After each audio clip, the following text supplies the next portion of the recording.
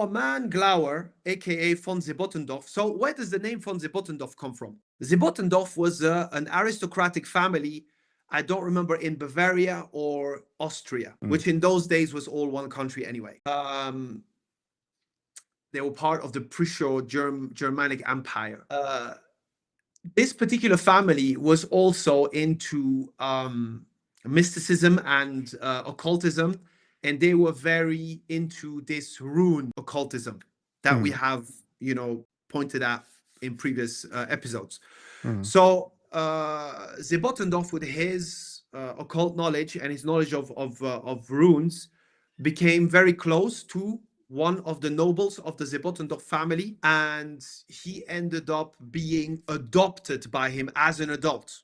So he was then called, Rudolf Freiherr von Zibotendorf. Freiherr meaning he was adopted as an adult into the family. It is kind of like what we have when we say Mawlahum. When, say a slave is freed by someone, he becomes his Mawla. Yes. So there are certain rulings that are less than the rulings of kinship, but still, these rulings apply to the wilaya. So this is kind of what he did with this aristocratic family of von Zibotendorf.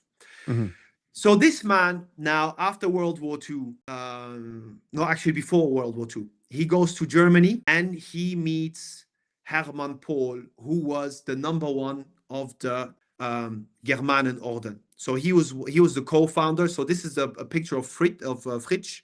He was the main founder, and Hermann Pohl was his co-founder. But Hermann Pohl, he was really running the Germanenorden at the top of the pyramid. He was obviously also an occultist, and Glauer, aka von Zibotendorf, and Hermann Pohl, they connect straight away on this foundation of occultism, and more precisely the knowledge of the runes, because they believe that this is where the secret heritage of the early German people is preserved and hidden. And it's for them to, uncover it. So they discuss race purification, and very quickly Glauer becomes Pohl's second in Bavaria. Bavaria is one of those very mysterious regions of the world. Glauer comes back to the scene. And what happens?